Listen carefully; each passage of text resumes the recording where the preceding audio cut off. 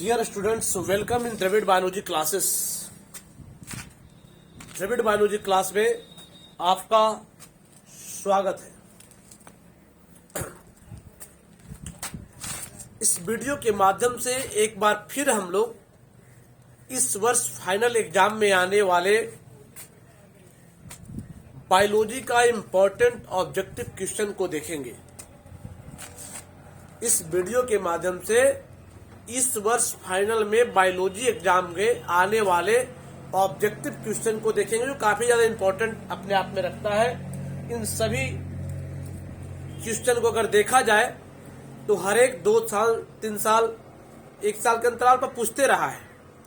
अतः आपके लिए जरूरी है, लाजमी है कि आप इसे याद कर ले, दिमाग में रख ले। लेकिन आगे हम बढ़े उससे पहले अगर आप इस चैनल को सब्सक्राइब नहीं किए हैं तो सब्सक्राइब कर ले, और बेल आइकन को अगर नहीं दबाए हैं तो आप उसे भी दबा ले, ताकि इस चैनल पर डाला गया हर एक वीडियो सबसे पहले आप तक पहुंचे और आप उसका लाभ ले सके। पहला क्वेश्चन पर अगर नजर दौड़ाते हैं हम तो लिखा गया है, हवा के वेग को किस यंत्र द्वारा मापा जाता है।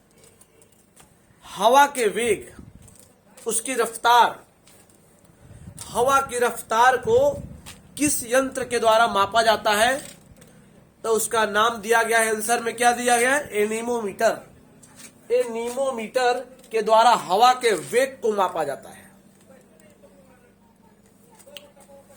दूसरे प्रश्न को देखते हैं तो कहता है कि विश्व जनसंख्या दिवस कब मनाया जाता है।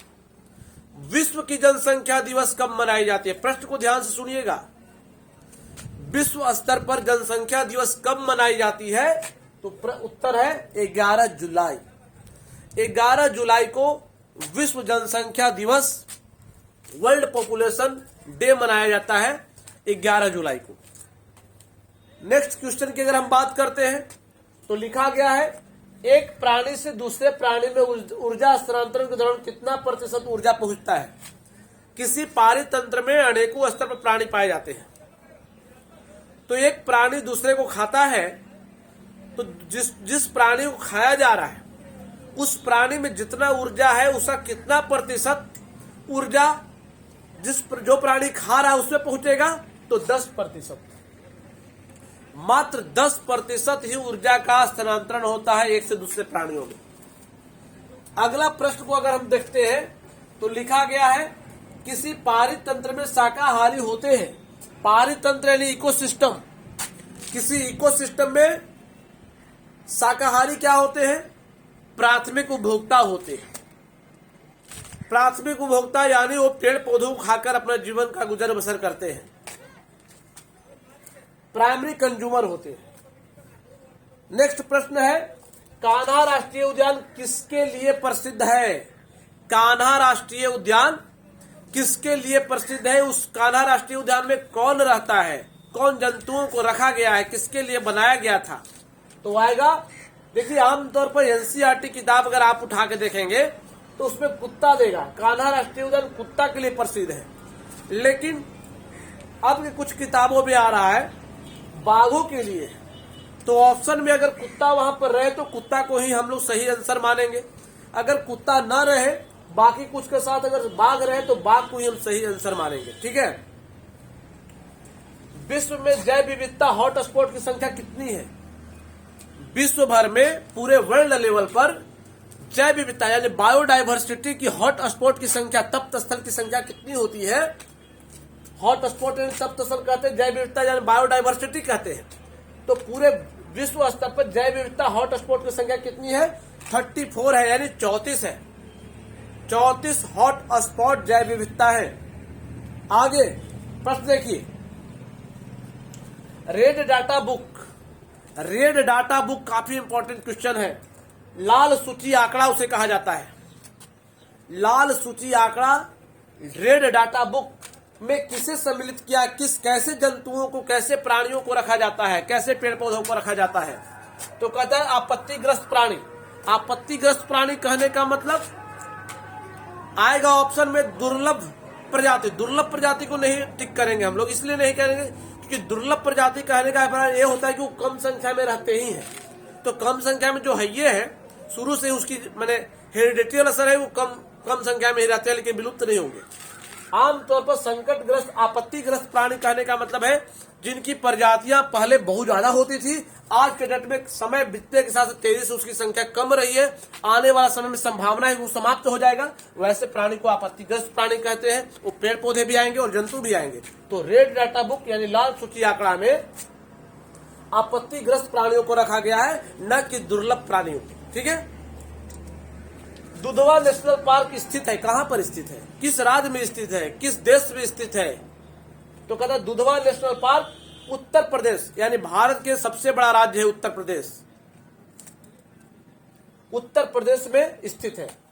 भारत का पहला राष्ट्रीय उद्यान, प्रथम नेशनल पार्क कौन था भाई? भारत का पहला राष्ट्रीय उद्यान था जिम कॉर्बेट राष्ट्रीय उद्यान, जो नैनीताल में स्थित है। नैनीताल में भारत का पहला राष्ट्रीय उद्यान जिम कॉर्बेट राष्ट्रीय उद्यान है, जो नैनीताल में स्थित है। अगर पूछ दे कि जिम कॉर्बेट राष्ट्रीय उद्यान कहाँ स्थित है, तो नैनीताल। या भारत का पहला राष्ट्रीय उद्यान क्या है, तो जिम कॉर्बेट राष्ट्रीय उद्यान। किसी तरह से प्रश्न है, आप उसका उत्तर देकर आए। गिर अभ्यारण्य प्रसिद्ध है।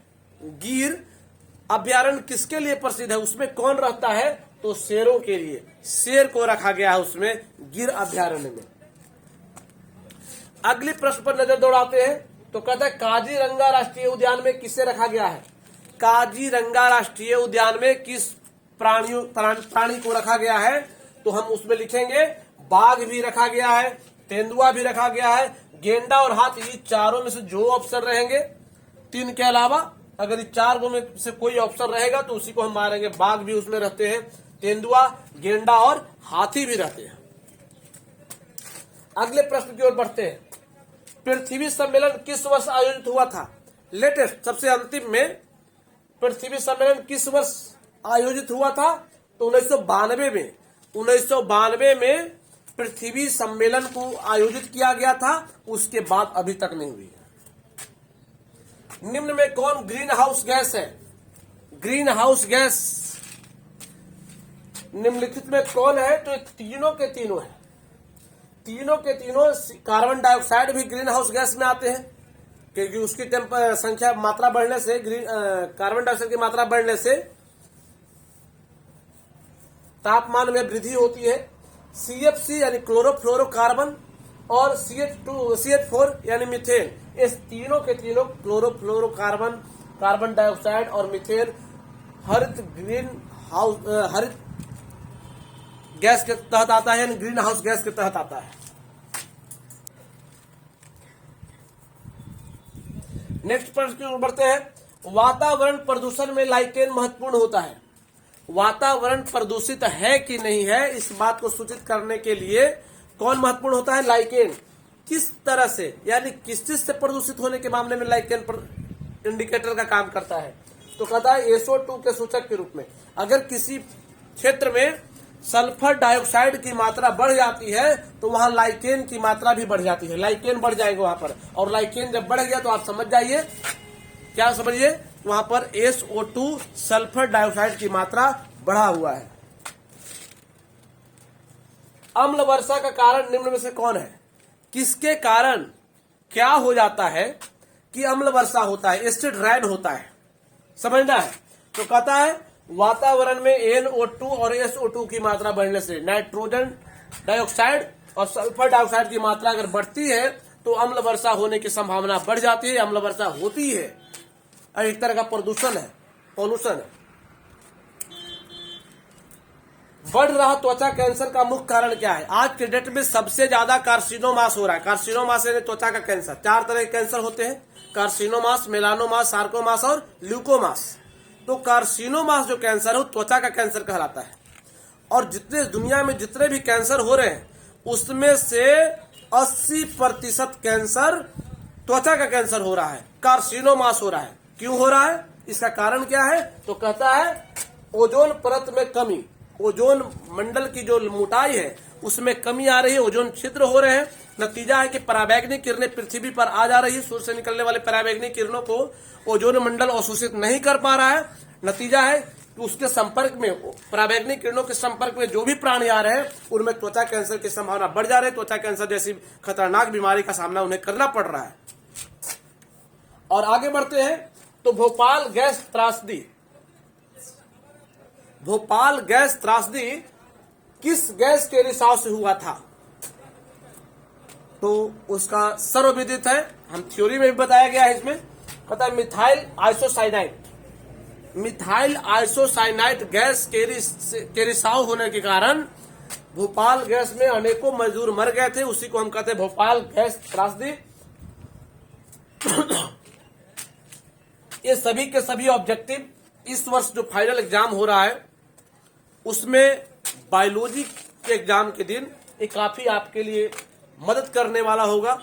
इस तरह की तमाम और भी वीडियो देखने के लिए, सिलेबस को जानने के लिए, सिलेबस की पढ़ाई जानने के लिए इस चैनल को आप सब्सक्राइब कीजिए, बेल आइकन को दबाइए ताकि इस तरह की तमाम वीडियो आप तक पहुंच सके और आप और आपके सगे संबंधी इसका लाभ ले सके।